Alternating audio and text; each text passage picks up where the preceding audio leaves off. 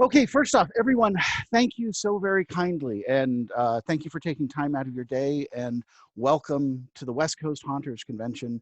The more of your faces I see, actually, the better it is for me. I really kind of depend on interacting with you and kind of knowing when you're paying attention, something's interesting, or when you're completely nodding off and you could not care on any level.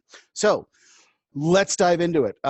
We are discussing legacy haunting, creating stories and characters that will live on in your client's mind for years. First off, my name is David D. Jones.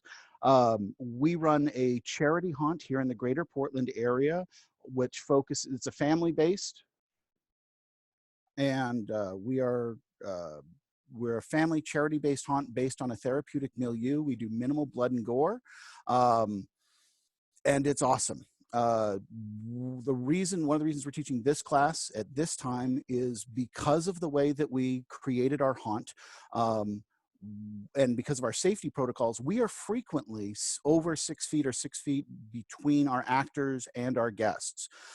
So this kind of fits into a lot of the shelter in place or rules that we may be dealing with in the upcoming year. Our main job is, as we've developed creatures over the years in our storytelling, we've had to find ways to get into people's heads, kind of more from a psych orientation, which is hopefully, if there's any tools in here that are helpful to you, we're not saying any of this is the answer or the right answer even, but if it's helpful to you, please use it, please mutate it, because we were graced and gifted with the wisdom of people like Leonard Pickle, Alan Hops, Marguerite Keir, the Davises, Ed. All of these people have given us the information that allowed us to kind of go, okay, well, this is how we played with it, and here we're presenting to you. And so please take what we give, and if it's useful to you, go nuts.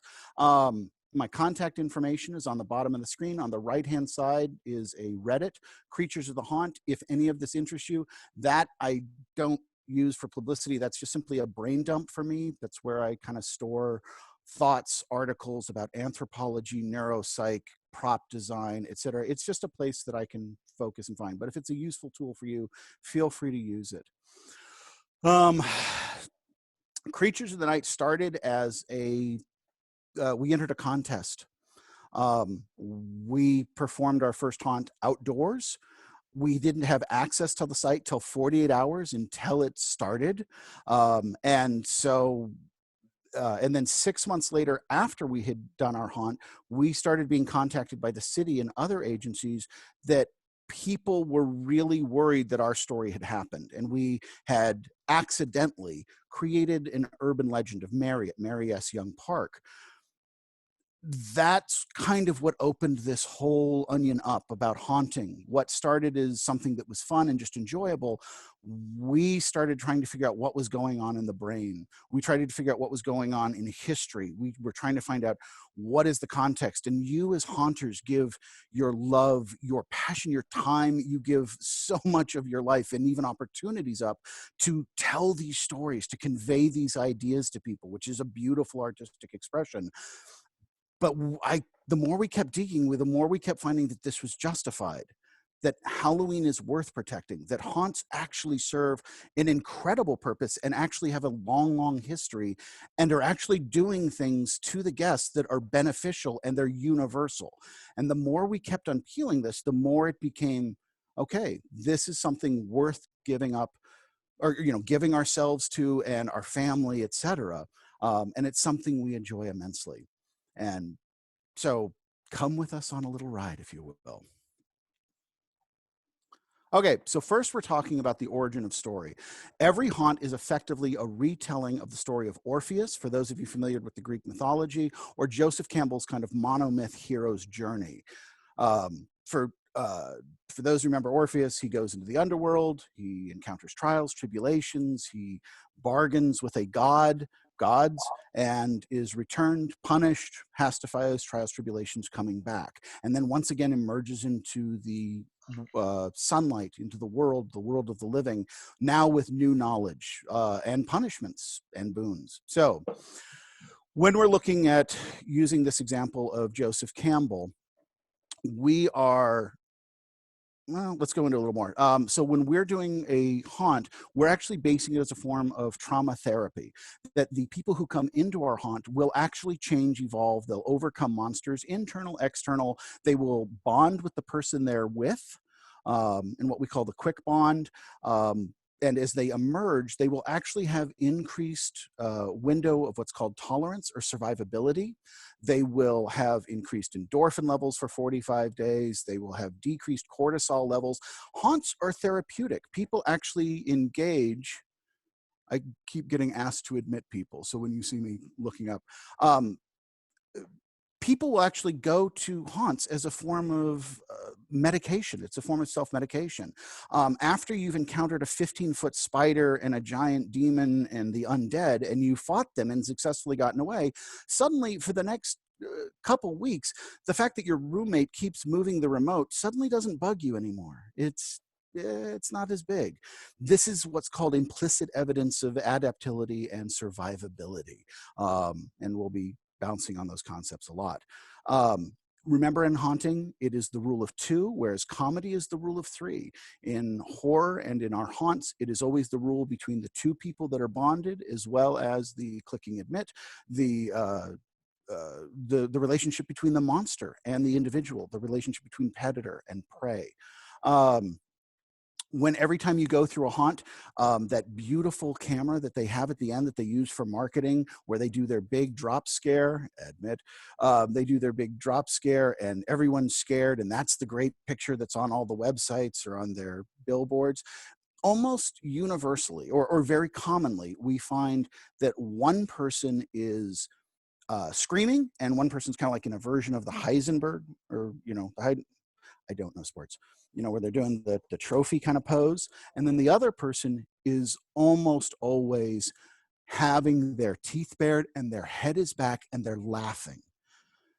And it's almost always that shot. And laughter is a simian aggression defensive technique. It is a baring of fangs. It is a sharp bark. It's a ha. It is, but we're clever little weird monkeys. So we've evolved that into episodes of Seinfeld. I'll let you go write your treaty on that. But as we are laughing, the person laughing is conveying as quickly as they can and most effectively to the person who's really scared. They're over capacity, they're screaming, their eyes are wide, they're dilated, they're going into flight, fight, freeze. The laughter is the quickest way to convey to them, you're safe, it's okay. This is a threat, but it's not a threat that we have to take seriously, or it's one that's manageable. So that's why when you go through a haunt, and it's my favorite moment in a haunt, is when I stop and listen. For us, at least, the sound of a haunt is always laughter. And it is my favorite moment in a haunt, is when I stop for 30 seconds, nothing's going to go wrong. I take off my headphones and I listen. And I listen to the laughter of groups of people who everything that would differentiate them falls away. Economic class, bigotry, conflicts in their family or their living relationship. In that moment in the haunt, they're connected, they're bonded. And when they come out, they feel better and they feel happier and they feel more connected to their community, people, la, la, la. So following this handout, which you should have as the PDF, turn on your printers if you want or follow along. We do follow this. So starting with the call to adventure, that's your marketing, that's your advertising. You're announcing, by the way, fellow heroes, quest coming. And that's one of the important things, that the hero of the story is your guest. It's not your story. You create the environment, you create the obstacles, you create the things they have to overcome, but it's their hero's journey. It's their story, because they're the ones who have to overcome all these elements, and they're the ones who have to come back into the light. They're the ones who have to return to the world of the living. So you start off with your call to marketing, which is an announcement, the sword's in the stone, the chick in the lake's lobbing a sword. It's the beginning of the story. It's letting people know that there is a quest, there is something, exciting to overcome, something that'll get them engaged. Then you have the refusal to the call. That's because they don't have money. They can't afford the tickets. They're busy that weekend. Nobody can get together and they can't get a ride. It's immediately followed by supernatural aid, which is mom's going to buy the tickets. someone else is going to drive us in a minivan. You get to the haunt. It's also part of your queue line actors. So as you one of the most important parts of a haunt is the crossing the first threshold and then the leaving the threshold. So that crossing into the first threshold is the entering another world. It is the clear declaration that you are no longer in a parking lot. You're no longer in some strip mall or in some spooky forest. You have left your world behind and you are entering another world. And it's one of the reasons that I really, really love Disneyland's in Southern California's version of the Haunted Mansion in Pirates of the Caribbean, because when you go into that elevator and the, large pictures elongate, the temperature changes. The barometric pressure changes. Your skin, you're feeling that you're transitioning. You're going somewhere else. Something's happening. You're leaving, Anaheim in a hot, crowded day that's loud and noisy and filled with smells, and you're entering a new place. And that's why it's so beautiful. And I love that. And whenever we can do that in our haunts, to let people on an implicit level understand you're somewhere else now, they will agree to it and they will immerse themselves in your haunt. Your queue line actors are also acting as the telegraph. They're letting people know of what's coming up. Usually your queue line actors are saying, watch out, there's dangers ahead, there's monsters. They're acting as the gatekeeper for those of you who kind of honor Cabin in the Woods and the way they kind of laid out our industry and our storytelling process. So they're the gatekeeper. They're the ones letting you know, watch out, there's consequences. They're letting you know that you really are going onto a quest and that there is danger. So once you cross the threshold, you enter the belly of the whale, and you are in full transition. One of the shows like Mystery Science Theater 3000 does this beautifully. In just their introductory song, they take you from their initial premise, and by the time they're done with Robot Roll Call, you're in that place. You're on the satellite love. You've disregarded all the evidence that's contrary to that. You're hanging out with your friends, the two bots, Crow and Tom, and whoever the monkey in the suit is that week. But you're with your friends. You are transitioned. You are in that. And it's a beautiful, silly way of doing it. But MST3K does it quite well, that once they start off with their silly premise of Dr. Forrester or Pearl or whoever, that okay, we have agreed to these rules. We're here with you. We're hanging out with our friends. We're going to make fun of a movie. You're embodied in it. You're in their story. When you go through the trials of monsters or the road of trials, that's your acts. Those are your scenes. Those are your jump scares. Those are your monsters. And they overcome them. They don't necessarily defeat them, but they find some way of getting away. And they have no idea what the trials and tribulations that they're going to encounter are ahead of time. And that's why it's scary and subtle. And when you come out of it, you feel more empowered, or at least unconsciously you do. Also remember, generally you want to have a minimum of 3, no matter what, no matter how big or small your haunt. You want to have a minimum of 3 trials that they have to overcome. Eventually we do have to get to, oh my God, I'm tripping over this word, apostasis. Oh my Lord, apostasis, where they must die, they must transform, they must become something else. It's not huge, it's a haunt, even if it's your garage haunt, but they do, because as they come out, they now have something different. They've experienced something that no one else has, or very few people, and they have grown or survived or laughed and released the tension, or hugged the person they're with a bit more, and eventually you come to the boon. And the boon is beautiful because that's where you sell them the t-shirt that says I survived my haunt, and profit. Eventually they come out as the master of 2 worlds, which is part of the trauma therapy, that they have confronted fears that they didn't know what they had, and they are merging, and they are happier and bonded, etc. And it's awesome. This is highly disconcerting because I'm so used to hearing and seeing people. Denise, do you have any questions? Or are you seeing anything at this point? They're not questions, but we could unmute and you could ask if you'd like. Nah, we'll wait till the next slide. Let's at least get into slide 3 before we start letting go. All right, so as we are crossing over that, now we're starting to talk about the origin of your story. Every haunt is actually a retelling of the same story, which we kind of covered. And they're old. we've been doing this for a long time, and it's one of the things that almost kind of seems to be part of what Jung called the collective unconscious. Everywhere on this planet, in every culture, there is a celebration of a version of Halloween. There is a celebration of, or there is a haunt. There is a hole, a bower, a tunnel that we go into. We learn arcane occult, which simply means hidden from view, knowledge, and then we return to the world of living with this new information. In Egypt, you were guided through the world of the dead. We actually teach an entire class on this. It's amazing and fascinating. And it's in Belize, China, Japan. It's in Ireland. And Ireland's one of my favorites because their descent into the underworld is it's a spiritual path. When I've done those paths, for example, in Medjugorje, in what used to be Yugoslavia, Croatia, Serbia, the stones, a lot of the penitents will do the journey barefoot. And by the time you've gotten there, the stones that you're walking with are glass smooth and actually reflective. You can see your reflections because of the bare feet that have walked this trail of inner, etc. Ireland, the locals don't want you. Oh, that's cheating. They know you were robbed of your experience. So they carefully removed all the smooth stone and and replaced them with jagged shale and really sharp rocks so that you get the full experience. We wouldn't want you to feel cheated on your path to enlightenment. We want you to get it all. But every culture seems to do this. We are part of something very long and something that we seem to be compelled to do.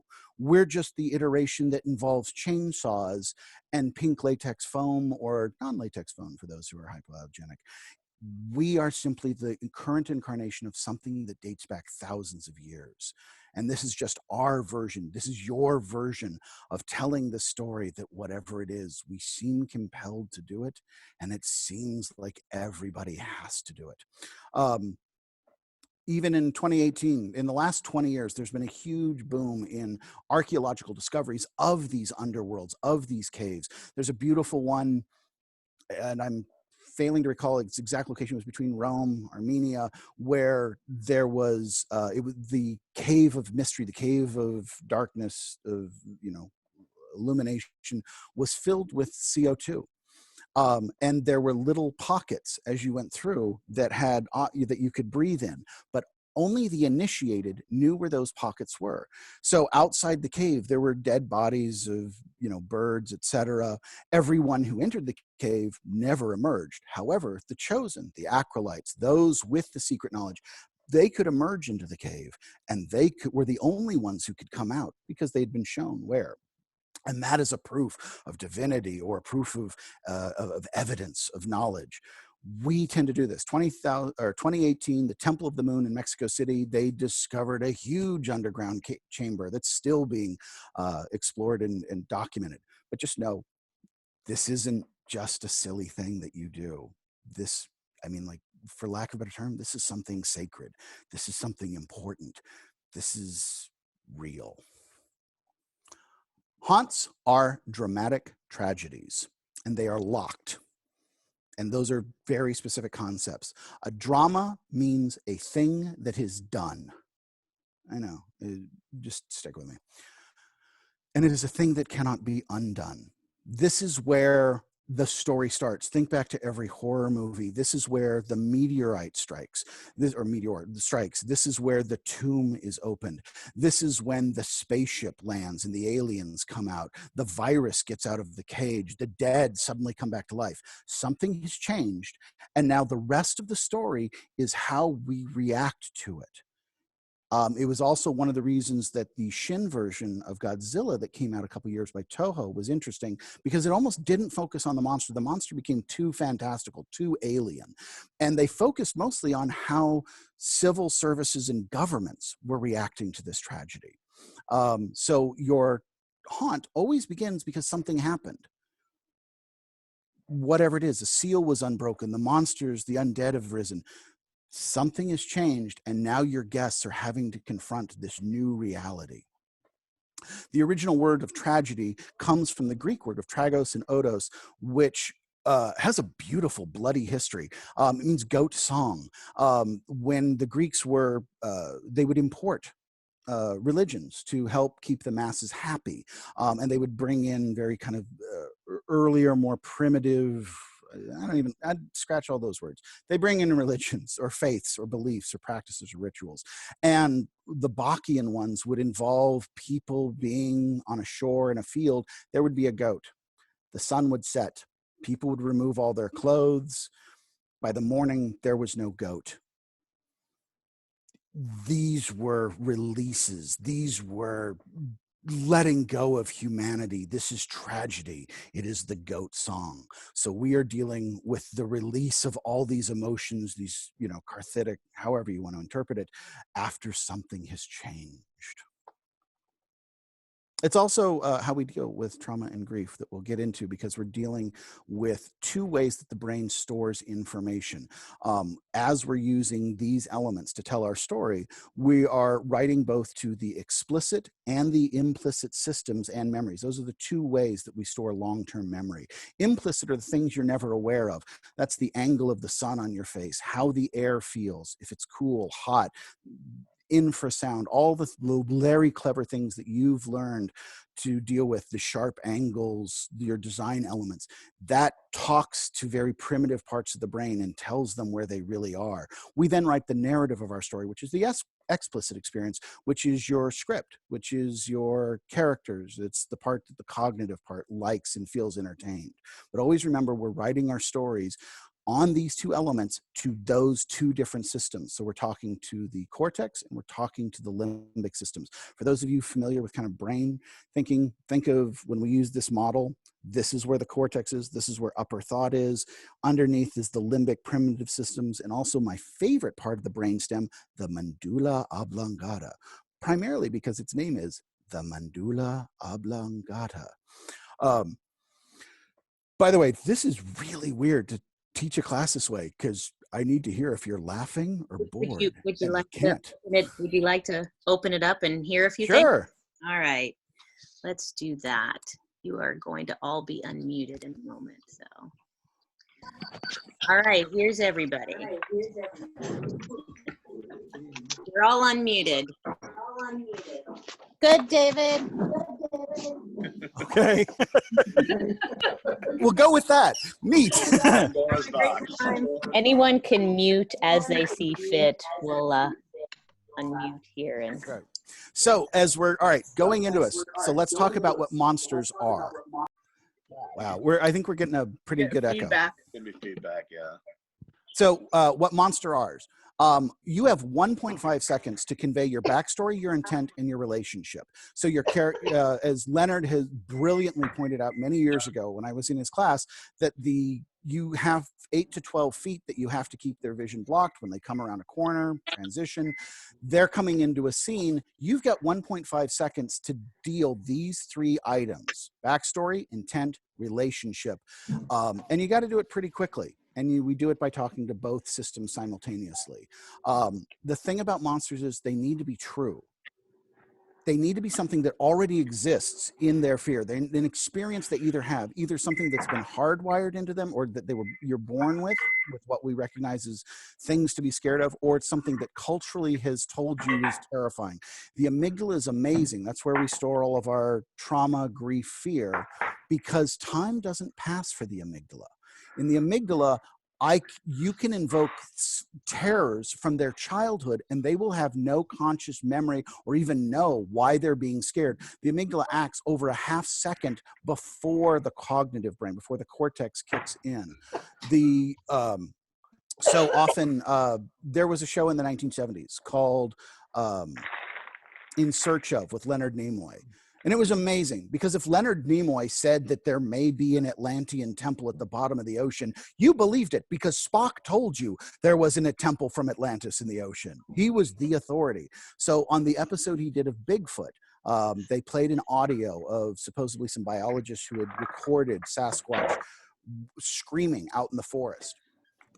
When I play that audio for people who listened or watched that show as a child, I'll play it for them. I'll say, have you ever heard this before? They'll say, no, I don't know what you're talking about. but I'm not watching them because that's cortex stuff. I don't need to talk to that. What I'm watching is the hair on their arms, because almost 100% of the time, if they watch that show as a child, all their hairs stand up. The amygdala remembers. It's also one of the reasons that we have things like or it's the current theory of why we have deja vu. Your amygdala goes off and says, I've been here before. And it will override the cortex. And it says, no, no, no, no, this is here and something happened that means we have to be alert. And the cortex keeps showing up and saying, what? No, we've never been here. This is a roller coaster. I've never been here in my life. But the amygdala is screaming, no, I've been here. And that's who we're talking to. We always want to be writing and talking and addressing our characters to both parts. So the monsters you use need to already exist in their head in the ways that we talked about. Interestingly, there was a book I was reading on concerning rabies that suggested that monsters still live in us. And it's one of the reasons that when we're running, when you're going for long jogs or running, the endorphins you're releasing are in response to a survival mechanisms of helping you escape predators. I don't know. I got to dig on that more, but it was kind of an interesting concept. So you're evoking the monster that already lives in their head. And you're hopefully, if you're telling the story correctly, you're shaping it so that that is the monster that goes forward in their head. We want to put a new monster or a new definition of the existing fear, terror, concern, and we want it so that our character, our monster, is the one that is the manifestation of that going forward, because we can rewrite our software, which is really neat. You need to create a relationship with the monster, and we'll get into that more later, but you need to have it so that the person's connecting. It's not something they're viewing. It's not just a scene. They need to be connected to what's happening. You can get away with it in a jump scare. When the monster jumps out or comes up and sniffs them or licks them, don't do that. Don't do that.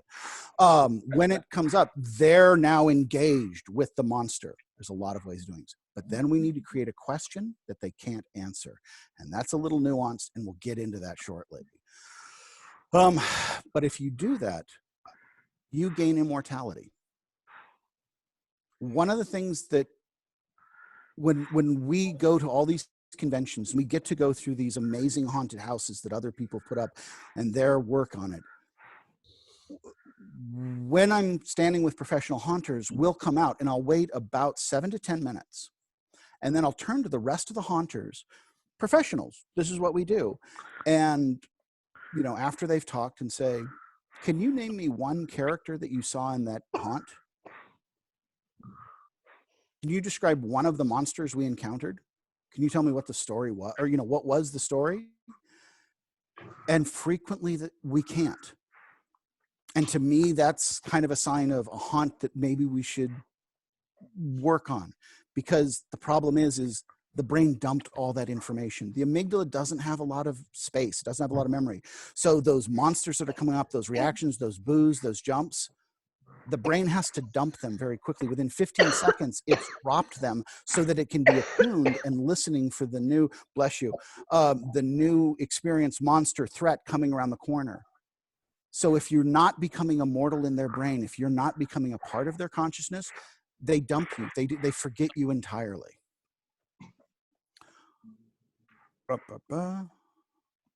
So when we're creating relationship, the first thing we have to understand is that the monster is actually who we identify it with. The monster is the victim in their story. That may sound silly, or you guys could be nodding your heads. I don't know.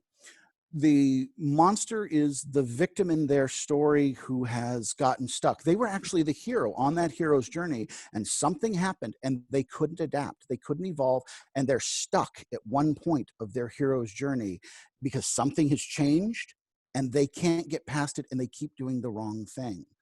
So monsters are who we identify with. There's a great, you know, a very familiar saying that we identify with likable villains, ones that kind of resonate in ourselves. A monster is always the victim. They're suffering, they're trying to heal themselves, and they are almost always incredibly lonely or isolated.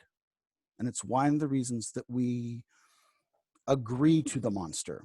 In the story of Dracula, he's, especially the movie adaptation, he's a 15-year-old neckbeard pining away in his castle for a girl that is gone.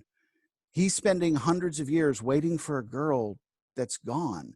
When we're looking at the story of Frankenstein, we're looking at, loss of a child or anger of a child who wasn't loved or or felt that their parent failed them. We're dealing with rage. We're dealing stories of hurt. We're dealing with of hubris. Mary Shelley, hands up. Does anyone know the story of what event in Mary Shelley's life prompted her to write Frankenstein? This is a question part. Didn't her parents die? Very close, but the opposite end of that. So the story goes is that she lost her child.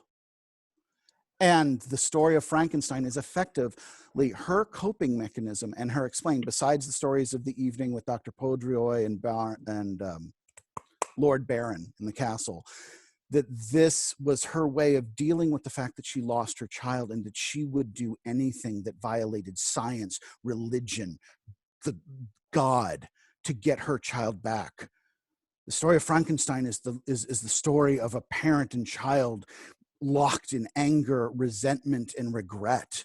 The story of the werewolf is isolated. He's alien.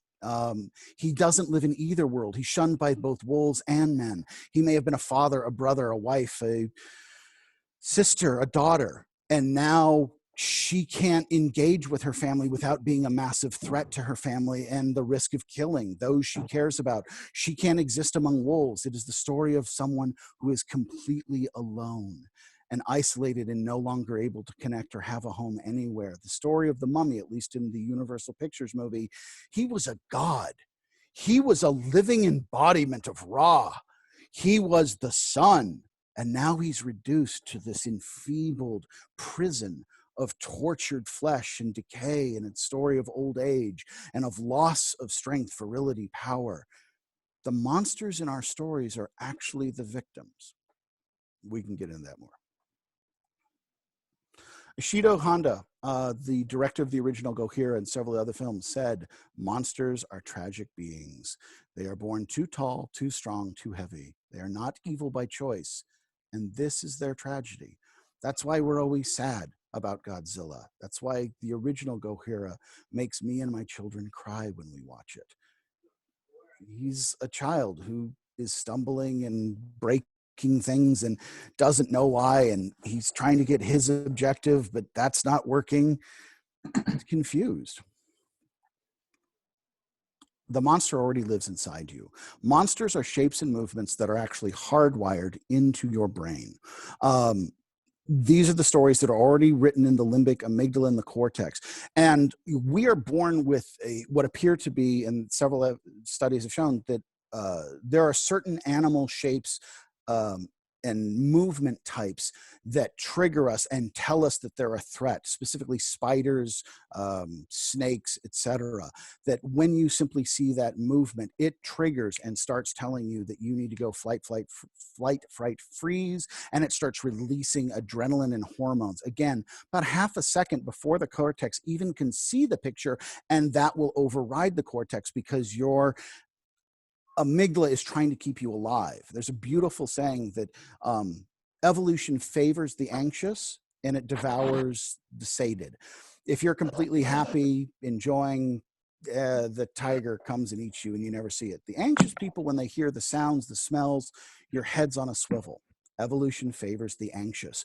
So when we're trying to evoke those initials, and Alan Hops gives a phenomenal class on how silhouette movement, color, etc., if you can take it, specifically what we're talking about. So NASA, when they were trying to figure out how humans would react to aliens, it was very difficult to use human subjects because they'd all seen Star Trek.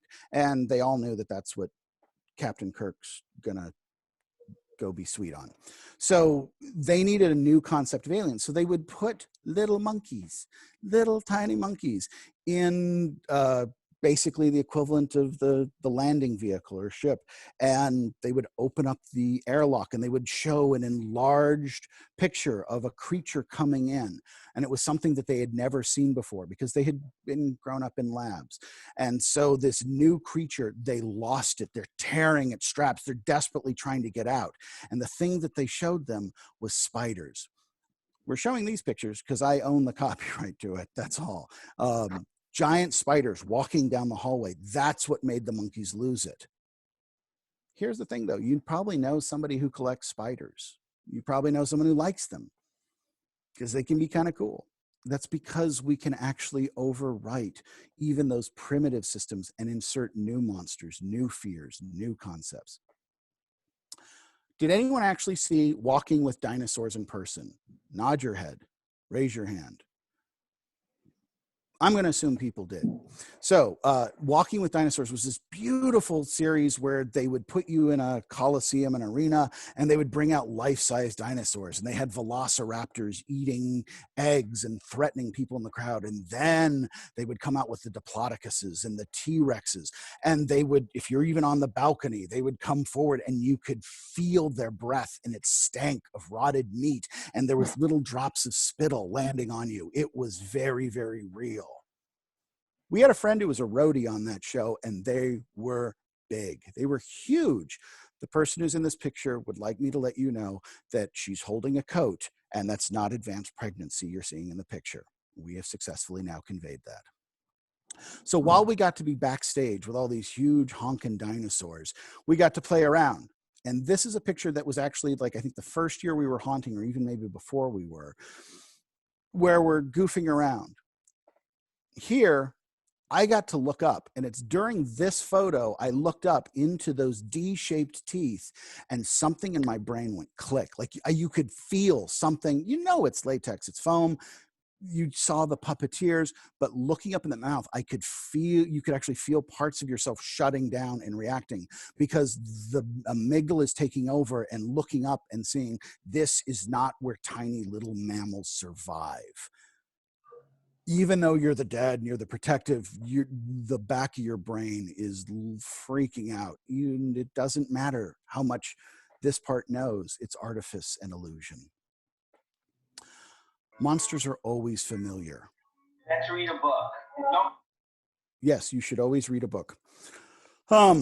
Monsters are familiar. They are something we already know. You don't insert monsters that there is no existing form, caricature, or silhouette that in their head for, because then you have to explain it and that takes too much time. So monsters are things that already embody our fears and they allow us to understand and cope. That's what monsters are. Each generation, each civilization has a monster that is specific to them, that because something happened that they didn't understand, so they created a monster to fit around the framework of what we don't understand. It's an early form of science, not terribly accurate. So as your monsters are a way that we try to understand the world we live in. For example, werewolves are versions of shapeshifters. They're universal to every culture. We're going to be focusing on specifically the Greek through the European versions, and then that morphed into the movies.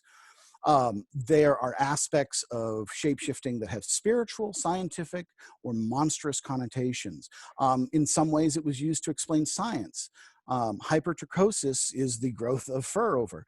So if you have a member of your community, your tribe, your village who has covered with this hair, it's a way of saying, yeah, but that's Bob and his family, and or their family, and they're not monsters. They're just they're just like that, and it's okay, because we couldn't use the word genetics yet or recessive genes. So monsters were a form of emotional coping, psychological, community coping, understanding, as well as a way of explaining. It was a primitive form of science. We are not going to be discussing rabies, TB, and their connotations and growth in vampire, werewolf, and other monsters. That's an entirely another class, and it's a big rabbit hole. So most people know about the witch trials. Everyone's seen the witch trials. The precursor to that was the werewolf trials, which aren't really popular or aren't in our consciousness right now. They went from the 1500s to the 1800s. Conservatively, over 60,000 people were killed. 60,000 people in Europe and parts of Russia were killed for being a werewolf. And there's a lot of amazing stories. Partially, besides rabies and its connotations to this, it was a way of understanding things like serial killers. You live in a village, you live in a town, you go walking in the forest and you find a corpse. you find the remains of a body. And you know what an animal kill looks like. You know what it looks like when a person kills an animal or another person. And this doesn't look like either of those. So you go back to town, or other people report them, and you start to create a story. Well, it's something more vicious than an animal. This is something far, or too cunning and smart for an animal. This is something far too vicious for a human. So we make a monster to explain this fear that we don't understand and don't know how to cope with. This is from the Werewolf Trials. It's an old woodcut. There are some incredibly famous ones, which we will not go into in this context. If you want to go down a dark hole, start reading about Peter Stump, the cannibal, Hans the werewolf. They did horrific, horrible things. And it was past capacity because people knew them in the community. And it didn't make sense because you sat with them in church. You shopped with them in the market. You did business with them. So we created monsters to explain how this person could have done these horrible, horrific things. Then we start going in. Now, here's where I need a question. Does anyone speak French? Yes. Okay, please pronounce that province of France for me. Gévaudan. One more time, please. Gévaudan. The beast of what she said, and thank you very much. The beast of that part of France, very famous monster. There's a horrible, beautiful, bad movie about it. If you can ever see it, The Brotherhood of the Wolf. Oh, it's amazingly bad. Talking about this. This monster was so prolific that its kills were just in a 50 square mile area. But it may have killed between 30 to hundreds of people. It involved King Louis XV put expensive bounties out for this creature. This monster, this figment, terrorized this community and dominated conversation throughout Europe, not just France. They ended up calling the army in. Multiple cadavers were brought up. Look up pictures of the beast, and you'll find that they were combining multiple wolf skins to create this horrific monster to try to explain it and claim the bounty, because there's a financial aspect. It still, to this day, is a monster that lives on in their mind. This is a monster that is already evoked. You start telling the story in these areas, they know exactly what you're talking about. We all know that, and again, this is part of monsters are familiar, but they can be reprogrammed. You all know what Frankenstein is, yes? We all know that when we look at this picture, that's Frankenstein. Frankenstein. Everyone knows that's true. But when the book came out, this was the illustration. Zoom watching, but what's up?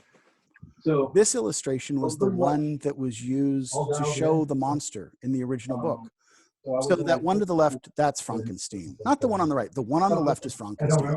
That's how it was illustrated in the original book. So the material. But this is how the monster was described in the actual literature. The monster that was described looked much more like this. So this is the real Frankenstein. The one on the lower left-hand corner, that's Frankenstein, not the one up in the black and white picture. So now we've established, we now know what Frankenstein looks like. And when you're designing your haunt, this is how you can convey it. And everyone will know what you're talking about without saying a word. Wait a minute, but before that, he looked like this, because this was the version of the 1920s film that came out of the Golem of Prague, which was, again, man taking inanimate tissue and giving it life with hubris consequences. This is what it looked like when Rabbi Lowe was taking his silver spoon that had carved with the Kabbalistic spells and was using the special clay in Prague to make the savior of the Jewish people. So now we know that is what Frankenstein looks like. But that's what he looked like before they started making movies. And everyone knew that was Frankenstein. Clearly that's Frankenstein. It couldn't be anything else. This is the story of the homunculus. This is the story of hubris. We absolutely can agree that, wait, no, this was the story of Frankenstein, because this is the story of a man trying to fill a void or hurt in their life and creating a monster with hubristic punishments and consequences. What the monster is already lives inside us. It's just what is the current iteration of them. And we tell stories to represent our current fears. At different times in history, there are different stories that dominate our culture. And this is the thing we all agree that we're scared of today. It's one of the reasons that the current favorite monsters are zombies, because zombies are the most beautiful catch-all monster. They are reflections of your sins of your past coming back. They're representative of CDC. They're representative of biological weapons. They're representatives of our fears of virology. The zombie is a beautiful catch-all, but the problem with them is they catch too many. There's too many different things the zombie represents. And so we don't really have the face of the zombie, because it's the zombie in mass that are scary. It's the zombie in general. And so an individual zombie in a movie isn't terribly scary, either the fast or slow. It is the hordes of them. It is the overwhelmingness of them. But they're not distinctive like the werewolf, the Frankenstein, the mummy. The zombie's too general. We'll get into why that's important. If monsters are specific, they are intentional and they represent a specific real fear. They represent a purpose and they serve a purpose. When you're designing your haunt and you have a scene and you have each scene that you build, why is that monster there? It has to have function. It's evoking specific fears in that location. What are they doing and why? Click. So if they are intentional and they represent a specific fear and they serve, what do they serve? Make sure you reflect the local culture as well. You already have monsters that live you. When you put a haunt, you can't just impose your story on the geography, terrain, and location. You're reflecting the stories that are already there. When we were doing a haunt in a town recently, we first attended multiple meetings of their PTA, businesses, education, and we discovered they telegraphed us what the fears they had for their children. We then turned that into a story, and the story we told was of what they were terrified would happen to their children. We just rewrote it. When you're in different parts of the country, you have to listen to the stories that already exist there. If you're in Wales, you know Maiwyd, and she's quite beneficent, and she comes on New Year's. And some of you may have already met her when you read Neil Gaiman's The Graveyard Boy. If you're in Japan, you might know Yuki Onna, or the Snow Woman, who is integral to so many stories. And you're familiar with her because she still lives, and you saw her in The Ring and The Grudge. Or if you're in Thailand, you know the Yaksha of the Thai royal palace, the giant ogres that live there that are both beneficent and terrifying. If your main fear is of lack of food, being trapped in the snow, being isolated and doing things that are far beyond human convention and taboo, we create the Wendigo. We create the Wendigo to represent absolute loss and dehumanization. If you're telling it from Hawaii, theirs is amazing. One of theirs is they already know the universe ended. It's a creation myth. The universe ended. It's gone. But as it was falling apart, one species crawled out of the remnants and into this new universe that was being created. And they all recognize it for being alien and for what it was. It was intelligent, and it's not like us. The octopus in Hawaiian mythology is the alien from somewhere else that's intelligent and has a completely different agenda and understanding. Or if you're in the Southwest, perhaps you're telling the story of La Llorona. These are the monsters that already exist in your culture. Your community will already tell you what their fears are. They will telegraph what monsters they already associate with what terrifies them. Is everyone up for a joke? Give me some head nods. Yeah, let's hear it. Okay. Yeah. So this is my daughter's favorite haunting dad joke that I've created. What do you call enjoying a moss-covered werewolf? Lichen. Moving on. A monster is. So when you're designing, when you're putting your scene, always hold that a monster is trapped in a situation or predicament that they cannot internally overcome, replaying the same ineffective solution over and over again with no change in outcome. The monster is the vampire. He's pining for a girl. His solution is to drink blood. No matter how much blood he drinks, he will never get the girl. The werewolf will never join the community, but will keep killing members of the community to reconnect to humanity. And their situation will never change. They keep repeating the same hopeless pattern with no change in outcome. And the monster is defined by their motivation, their objective, and their consequence. And this is shown through appearance, situation, and the rapport with the hero, in this case, your guests. Which we just said those words. So, motivation. Your monster's motivation is where they're stuck. As an actor, however, as a writer, it is your call to action or your cue for passion. This is the reason your monster is living in your haunt. Why, when you come into the queue line, why are the queue line actors there? Why are the monsters in this location? How are you telegraphing and how are they connected? Because the brain holds that. And the more you can hold people in the story, which is always your haunt is a movie that is being shot in one contiguous take with no pauses, breaks, or allowing to see behind the scenes. I believe Leonard Pickle was the first who brought that to our attention. A haunt is a movie, and it needs to follow a timeline, and it needs to go through a process, and your brain will register it. If your haunt is disconnected and doesn't, you're suddenly fighting clowns, now you're in a mad scientist laboratory, and dinosaurs and time travel, the brain you'll get what you want. You'll get the people screaming, but the problem is at the end of the haunt, they won't remember it. And 6 months later, it won't still be playing in their head because it wasn't a fear that stuck. What motivates your monster? Why are they there? One of the things that from the show Futurama, the Bender character is written as a monster. His stated motivation is repeatedly and objective is to kill all humans. The reason he doesn't become a monster is because Bender bonds with the humans and makes friends with them, or tells them, I would have killed you last at all.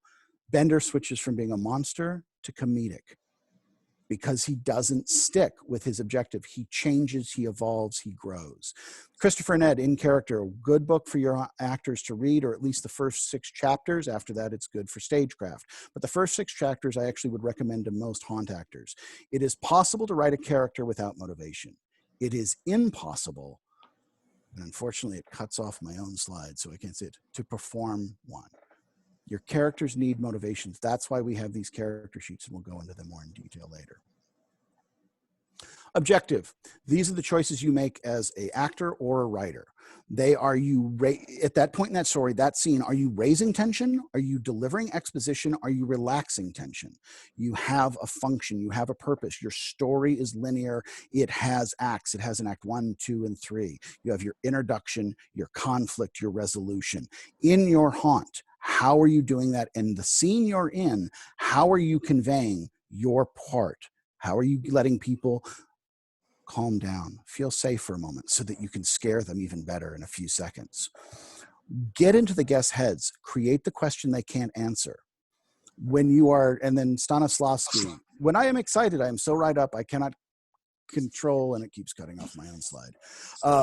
To which he says, that is because you lack creative objectives. You play tragedy in general, and any generality in art is dangerous. When you're in general horror, you evaporate from their minds. There's no reason for them to hold you. We had a person go through our haunt, and they overcame their biggest objective, their biggest fear, arachnophobia. We had a lot of spiders that year. And as they overcame it, then after they did that, and they're with their own children, they then sat and talked to my daughters, who are actors in our haunt. They talked to them for a couple minutes. When I interviewed them a couple days later, they couldn't remember any single part of the haunt after the spiders. At that point, their hero's journey had been completed. They had overcome their greatest monster, their greatest obstacle. So the 2 cute little children that they spoke with and knew and had a good relationship and laughed with, they have absolutely no memory of that because there was no reason for the brain to hold that. Don't let your haunt be the thing that went, ha, and then disappeared from their brain.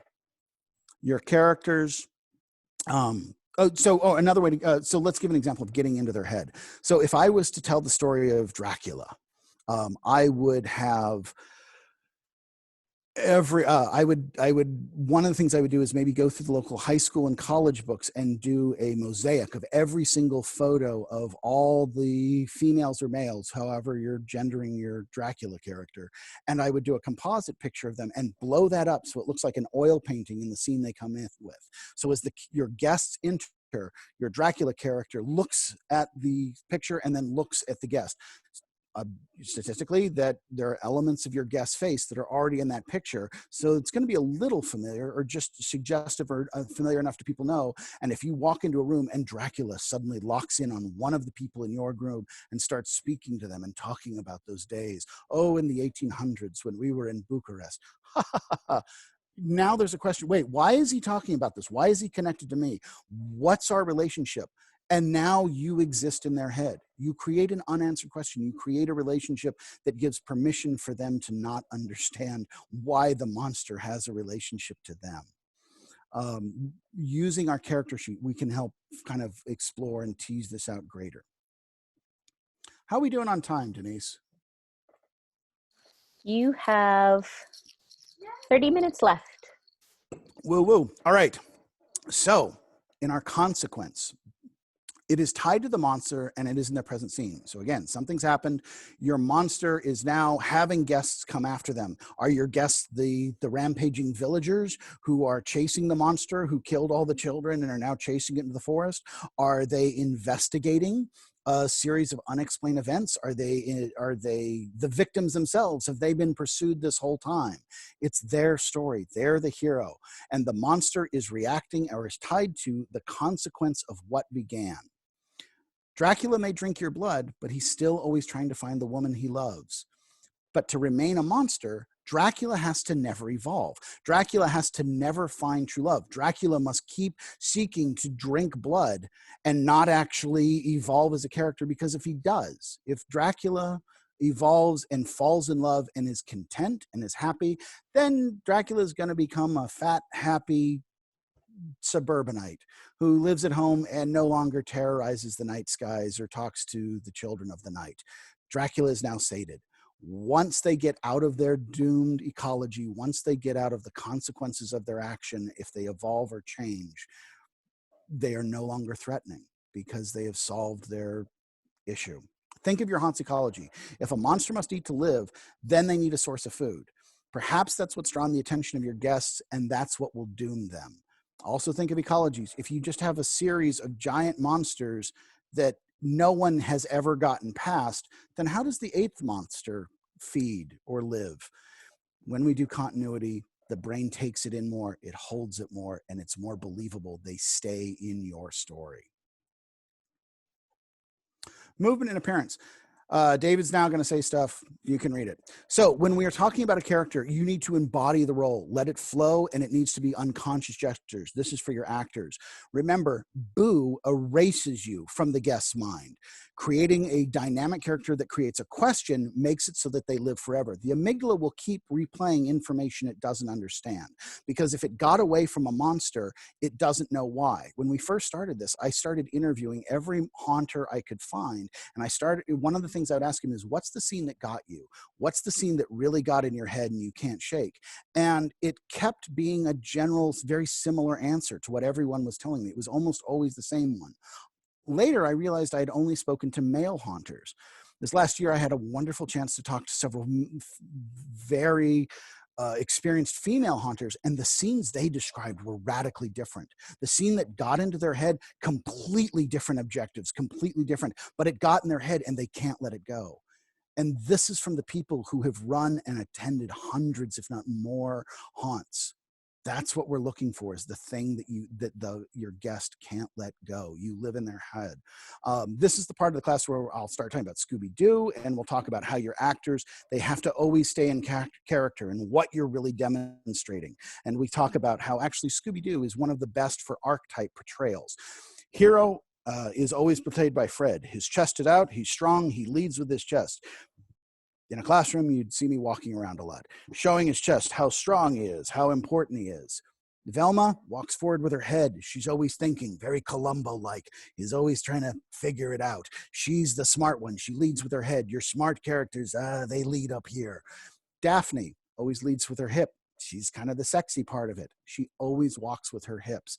This is how you can always stay in character and not telegraph that you're a teenager, that you really are the monster in there. Scooby and Shaggy, they always walk with their feet. They would kick their feet out. They're the cowards. They're the tricksters. They're the heroes by never confronting the monster and winning. They confront the monster and run away. And by so they get the monster to trip over itself and make mistakes. They never confront it physically. Again, this is a lot better in person. In our haunt, we used a lot of these visual cues to convey. Some of our scariest monsters were the ones that affected people were not obvious, and it took years to a while to figure out patterns. One of our creepiest scenes was a girl walking away, holding a lit candle into the forest away from the group. It terrified people. It was a little girl, white dress, walking away from the group. That was our first Mary. One of the other ones we had is we had a child holding a bicycle handle. Most terrifying character that was reiterated to us. It was a child holding a bicycle handle. We were doing a clown-based theme. Clowns were, it was an analogy for slavery, were being converted into workers in this ongoing magical dark circus. And so the child is in mid-transition, partway between clown and child, but they're holding a bicycle handle. And as the people are walking past, and he's kind of off path a little bit, he suddenly looks down, sees his bicycle handle, and he lights up. And he lifts it because he's now a child again, and it's his favorite bike, and he is a child, and you're with him, you're connected with him.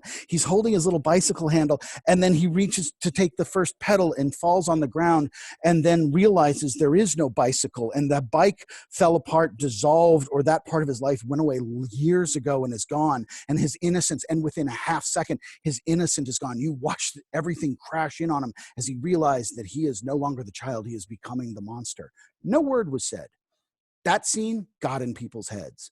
And it wasn't until later where we went, oh, that worked. Okay. So David, I have a question, and being Yes. a good moderator, I'm going to ask you. I can't tell if it's a joke, so I'm going to ask it. So we Please. have a question. So what's the male thing and the female thing that stuck with them? I need that teased out a little bit more because I can I only know. answer that inappropriately or completely I'm sorry. wrong. I am being told that it's not a joke, but maybe a little more information for the question. The memorable thing that males remember and the memorable thing that females remember. Something Oh, that you. that is a beautiful segue because we're going to get there. Later on in this haunt or in this presentation, we're going to send out a quick survey. It's not about how I talked or any other technical elements. I want to ask you guys some questions because I'm always reminded of how much it is constantly battered into me, how much I don't know and how much there is to learn and how amazing this industry is and how amazing the people who are in it. So we're actually going to send out a survey later or in the middle of this that we really want you to answer about what was your favorite monster? What's the scene that got you? Because I feel like the data I have is flawed. And so I'm building a new one or we're trying to find it and we're testing and reevaluating. We go, aha, we think it's true. No, that's crap. All right, let's start again and go through the data again. So that I can talk a little bit more off screen or after class, or if you want to, I can kind of delve into that. I just want to make sure we get through the remainder of the material before we're out of time. But that is a really good question, and you're going to contribute to the answer. So your answers on that question will actually help fully make us all understand it a lot better. All right. So a lot of things we also learn is when you're involving that character and making sure that you never change. Again, Alan teaches a great class about how angles convey physical threat, billowing contains magical or psychic threat. There's a lot to go into this, and unfortunately, we're running out of time, so I've got to skip over. Why is your monster postured? Why are they located? There's really silly things, and this is the kind of stuff I post on that subreddit. Is there's studies the difference between victim and monster is about 10 to 15 degrees. Now that's a setup question. What I'm saying is, in terms of the face, the studies show the difference between the aggressor and the victim is about 15 degrees. And Zoom is a very bad place to try to demonstrate this. But when you have a flat affect face and you tilt it forward less than 10 degrees without scraping your microphone, it becomes more aggressive, more dominant. I'm sorry, you broke up there for several seconds. Oh, so the difference between a victim, you can reflect and show that the difference between a victim and an aggressor is between around 15 degrees of angle of the face. So using a neutral face, having a face staring straight ahead, tilted forward about 7 to 10 degrees, conveys aggression, dominance, anger, etc. Tilting your head up about the same angle turns it into more submission, more victim. We were able to very well convey this in a werewolf scene with 2 actors, and all they did was change the angle of their heads. You can do this stuff. It's very easy. It's very subtle, but it's effective because the brain takes that in. When you come around a corner and the monster's checking its cell phone, you're no longer buying it as a monster. If the monster's acting like a monster, it's stalking you. It's treating you as prey. And then when you run away and look back, it still looks like a monster. It still body acts like a monster. It doesn't suddenly slump and look like a teenager. That conveys intent. That gets in the head. That makes it so the brain goes, no, that was a real experience. That wasn't artifice. That was something that we barely escaped with. The more you can tilt this in. We can also go into, if we had more time, we would go into the articles or the 12 signs of what makes something creepy. It's actually well documented. It's kind of cool. You are constantly, you want your characters to be layered. So let's say you're a werewolf. Great, you're a werewolf. But you were something in the previous life. You were an accountant, a doctor. You were, something else. So if I'm trying to show Dr. Werewolf, I don't have him just wear the stethoscope. It's a little trope, or just the white, the white lab coat, having things you see doctors do, clicking their pens as they do this, unconscious mentions that you see for who they used to be. They become more human the more nuance and detail you put into the character development. So the doctor one coming in through this, or multiple others. Ideally, we'd love to workshop this class at the end, but that's almost like another hour. But if there's a way to make that work, I'm totally in.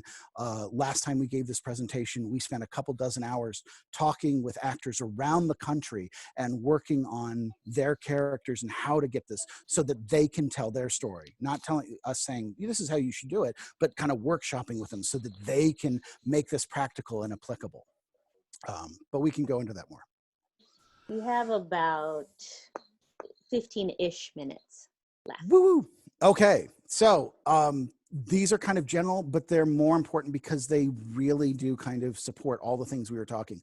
When you're doing your character and you're building your character, you always want to attack obliquely, never straight on, because that stops the story. When an actor or staff prevents a character or a guest from going forward, they are putting the person in the uncomfortable sense of either fight or flight or freeze, and all of those stop the story. When you stop the story, you're you're giving them the invitation and even permission to violence, or to any one of those things, or turning around and plowing through the people behind them as they're trying to get away.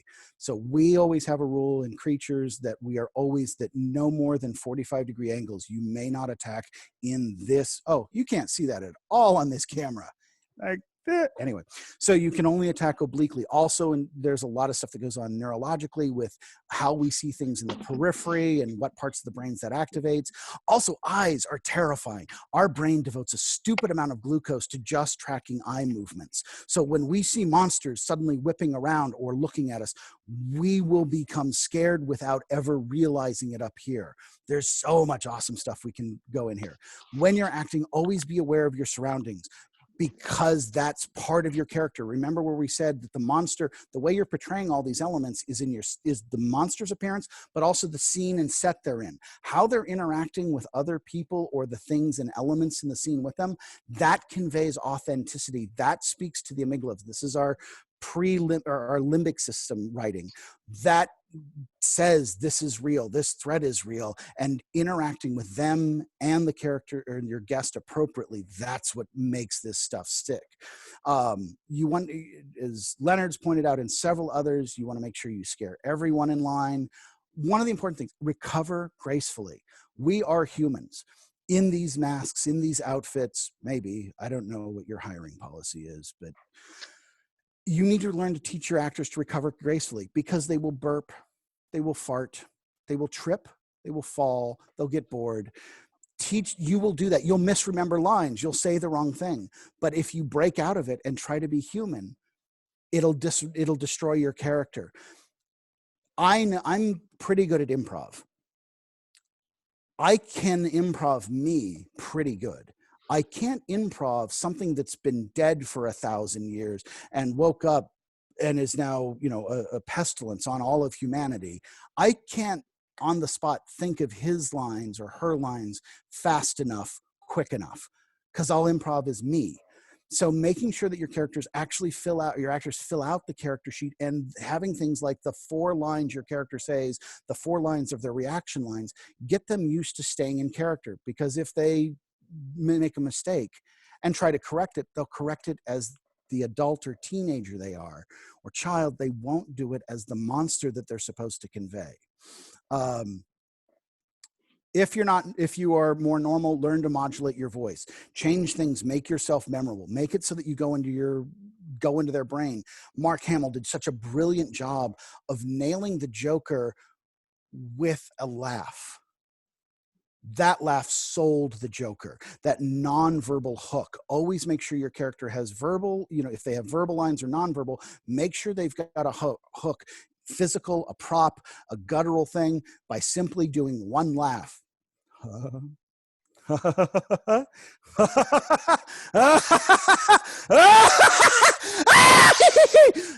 Mark Hamill made that character live. He got in your head. You'll hold that character forever. And if you hear that laugh 50 years from now, you'll know exactly what it was. Evoke all these things. Make sure you practice with your other characters. The monsters are used to interacting with each other. Blah. Let's go to the next. Boom.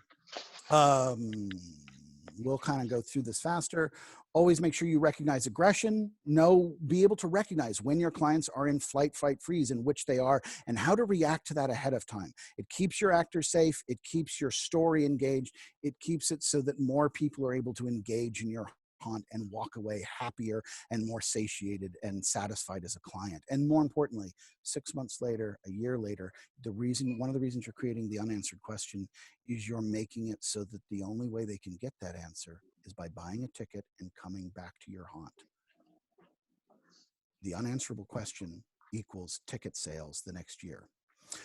So always know how to diffuse an escalation, avoidance, always scare from behind, over the shoulder. Eat a hot meal.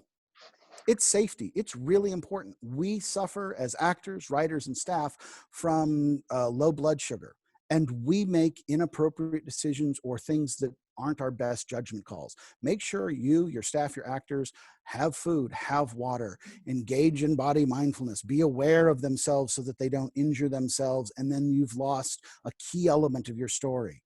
If you watch the movie Alien, it has you on the edge of your seat for large chunks. But if halfway through, the actor who played the xenomorph suddenly developed a twisted ankle and went, "Ow, that hurts," story's gone. Doesn't have effect. It stops being important in your head. Costume. Generally, we try to encourage people not to wear masks. A mask is fixed and static. If it's sold commercially, many haunters, when we talk to them, report it. They can look at a mask and they're internally going $31.79.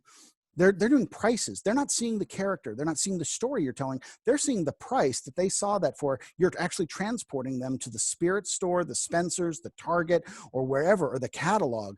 You're putting them back in. The human face, so much more malleable, so much more capable of evoking so many emotions, and far more threatening. And we are attuned to recognizing faces and facial cues. Faces tend to be scarier than masks within limits. You can always push it. These are suggestions. Do with it as you will. Always dress appropriately. Make sure you wear shoes. Make sure you have a visual focal point. This is, again, very much Alan Hops. Dress to your character's threat. Be consistent. We went through a haunt, and the entire plot that was advertised, the entire marketing of what was happening, we got out, talked to haunters afterwards. Not one of them recognized the primary monster that was marketed in advertising as being the story. and didn't even see any of them in. It wasn't till we were after sitting at the obligatory Denny's or what have you coffee shop that we were like, no, no, no, no. The story was about X monster and they looked like this. And then like, oh yeah, I guess. If you don't get in their head, you evaporate. You cease to exist. You Good have haunts are immortal. 10 minutes, 10 minutes. and I have the survey if you want it to go out Yeah, in the chat. send out the survey. Send out the survey and feel free to print the PDFs. And someone asked if the slides are available and didn't know if they are in your PDFs or if something else. They are not, but if you want them, I can send you whatever you want. All of these will be available. If you didn't take notes, you can call me, email me, go through West Coast, or if you email me or give us your email right now, I can send you the PDFs of the slideshow, because we want you to have this information. And this class may even make sense right now, but by tomorrow you may be like, all right, I need to create how the hell do you make an unanswerable question? We only got away with it because we did it accidentally.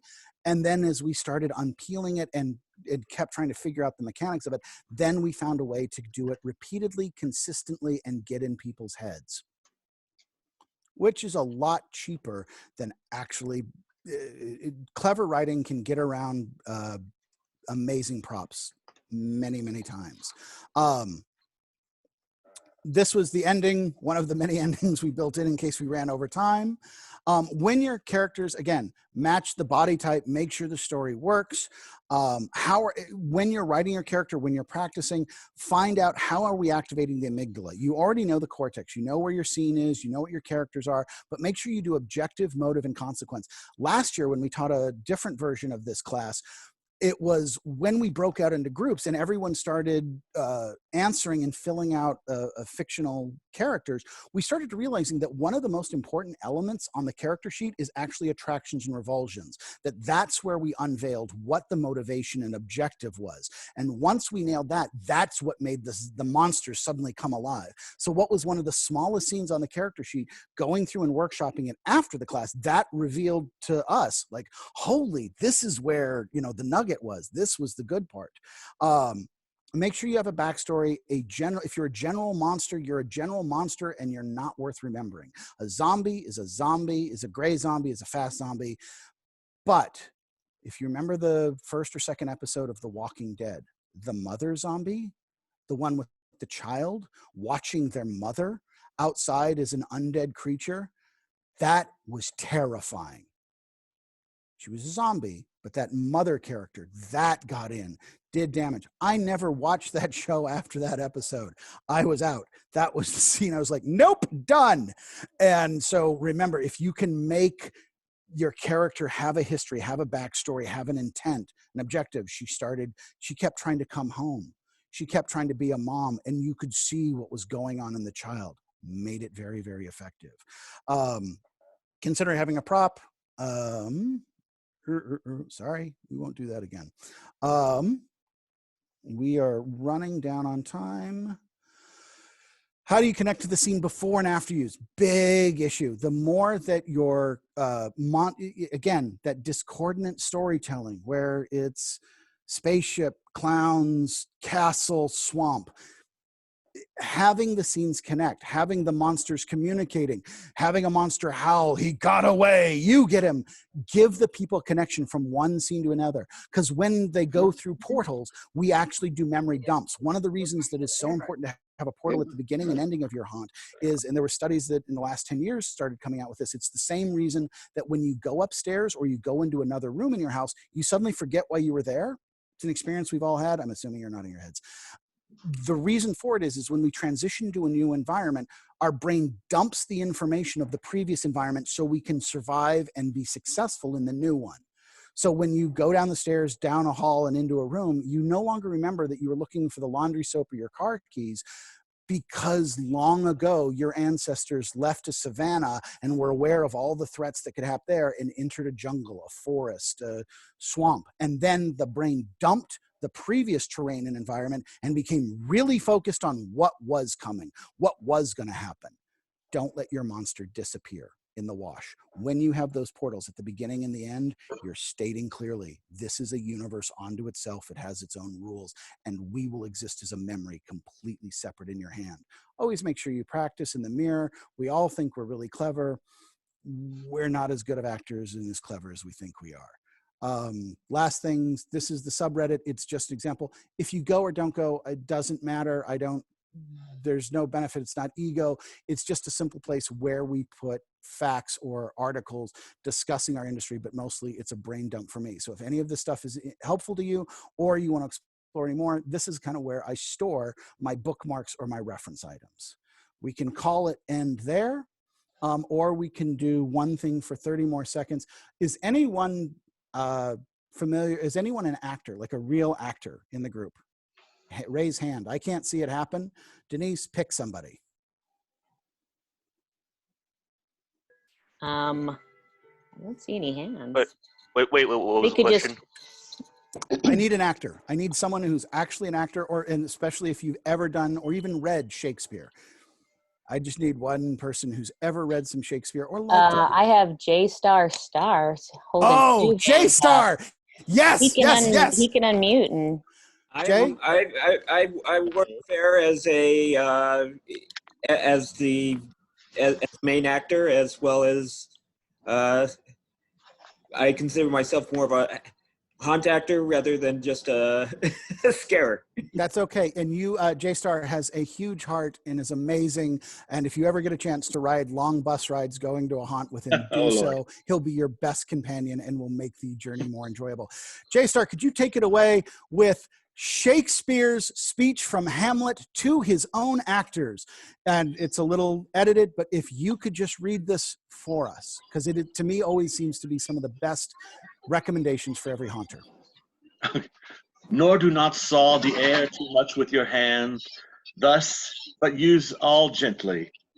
For in the very torrent, tempest, and, as I may say, the whirlwind of passion, you must acquire and beget a temperance that may give it smoothness.